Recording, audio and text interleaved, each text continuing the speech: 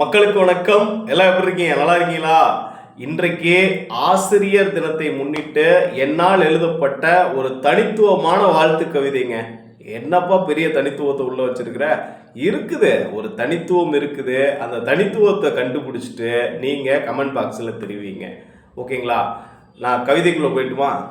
அறங்கள் போதித்து ஆற்றுதல் படுத்தி, அறங்கள் போதித்து ஆற்றுதல் படுத்தி, இன்பம் கொடுத்து ஈகையின் பொருள் உணர்த்தி, இன்பம் கொடுத்து ஈகையின் பொருள் உணர்த்தி, உண்மை வழி நடந்து ஊடகமாய் துண்டு செய்து, உண்மை வழி நடந்து ஊடகமாய் துண்டு செய்து, எண்ணத்தில் உயர்ந்து, எண்ணத்தில் உயர்ந்து, ஏனையோர் ஏற்றம் பெற, ஏனையோர் ஏற்றம் பெற உழைத்து, ஐயத்தை விளக்கி ஒப்புரவு காட்டி, ஐயத்தை விளக்கி ஒப்புரவு காட்டி, ஓடையாய் பயணித்து, ஓடையாய் பயணித்து, அவ்வியம் கொள்ளாது, அவ்வியம் கொள்ளாது, எஃதிலும் முதல்வனாய், என்றென்றும் மக்கள் மனங்களில் ஆசிரியர் எனும் உயர்ந்த அந்தஸ்தில் கொடிகட்டி பறந்து வாழும் எனதருமை சக ஆசிரிய பெருமக்களுக்கு ஆசிரியர் தின வாழ்த்துக்களுடன் உங்கள் மக்கள் செல்வன். என்ன மக்களே, நீங்க கண்டுபிடிச்சிட்டீங்களா?